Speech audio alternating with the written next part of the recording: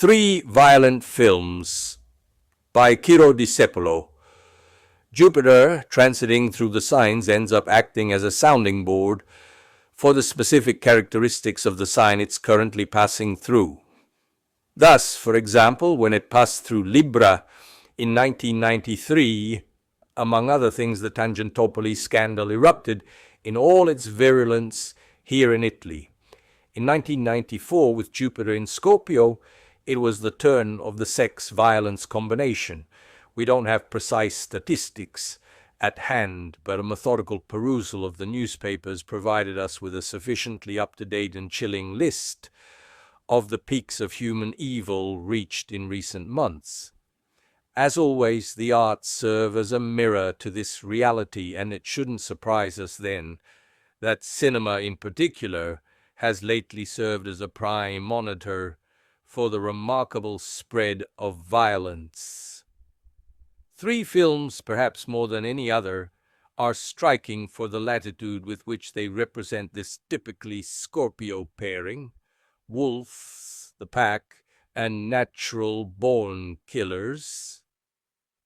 The first, which in my opinion is by far the finest, because it is also imbued with enormous irony and intelligence through a long series of analogical references and psychological metaphors that demonstrate, in addition to the exceptional skill of the director and actors, also the screenwriter's, Jim Harrison, profound knowledge of the man, is directed by Mike Nichols.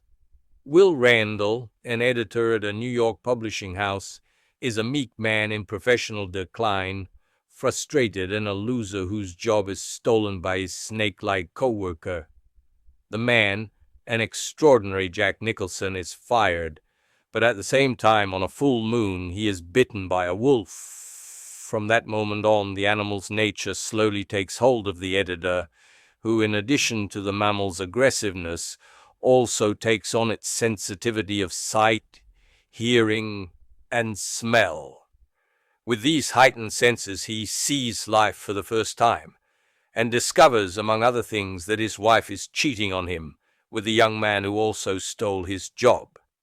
Then his revenge begins, fueled by his newfound incredible verve.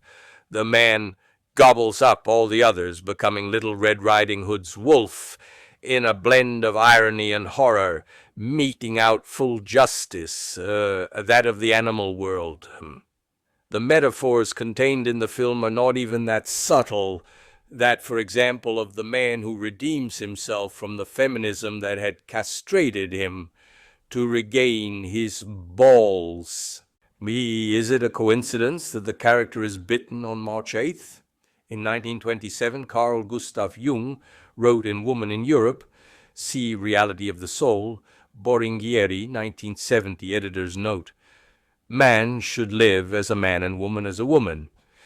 And naturally, in the 1960s and 1970s, he was slammed by many feminists as a paragon of reactionism, as if he had invented the different hormonal reality between men and women, which translates into specific and very distinct social behaviors in order to relegate women to a subordinate role.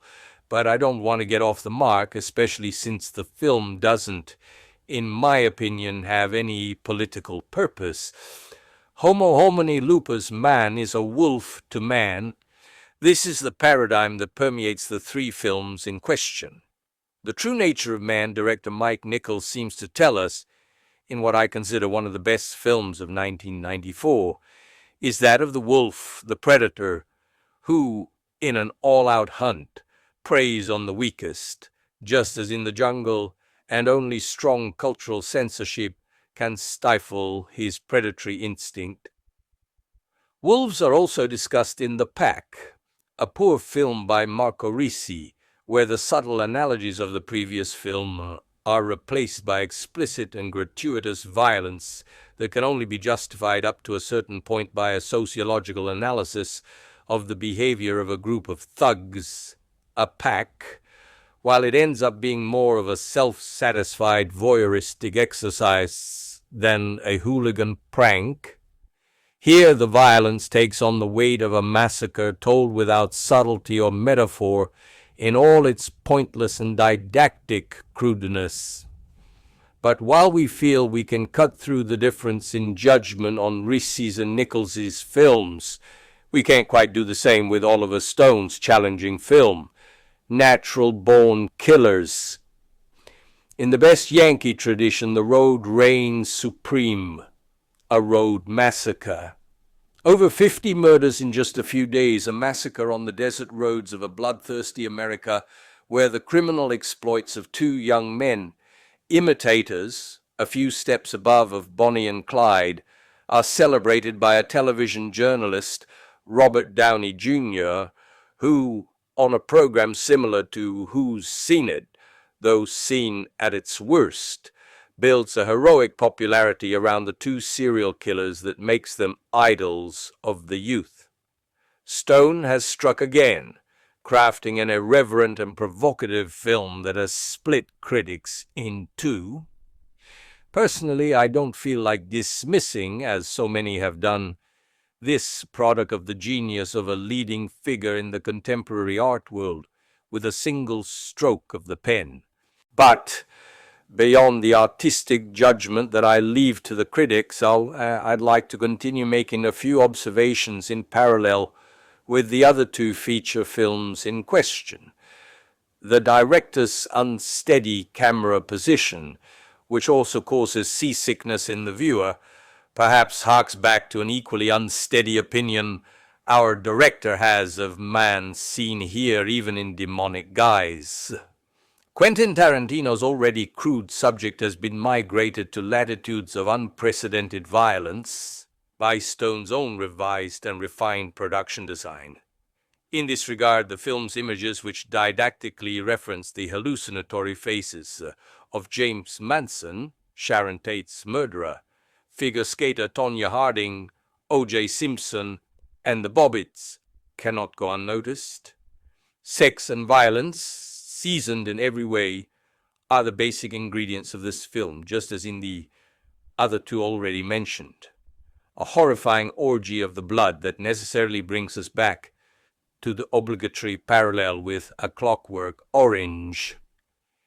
In Stanley Kubrick's masterpiece, the underlying theme was the representation of individual violence in relation to the violence of society.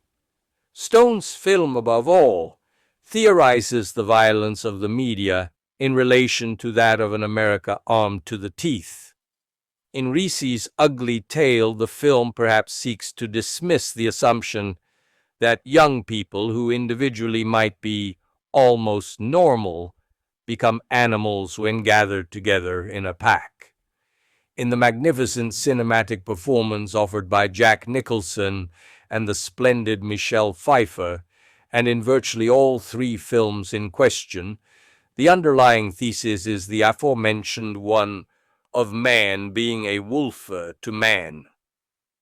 A basic lycanthropy that doesn't necessarily require the influence of our satellite to emerge. Even though Oliver Stone has his two young serial killers, Woody Harrelson and Juliette Lewis, speak with a demented tone and cadence, he doesn't seem to completely escape the sadistic and voyeuristic pleasure of a hallucinatory macabre representation. Blood splashes everywhere, even in the eyes of the spectators who, after such a binge of mangled bodies in a grim salad of sex and death, prepare to relax with a healthy alternative of great travel and a re-evaluation of the animal world in its aspects superior to those of man, with the entry of Jupiter into Sagittarius. From the quarterly magazine Ricerca 90, number 21, January 1995.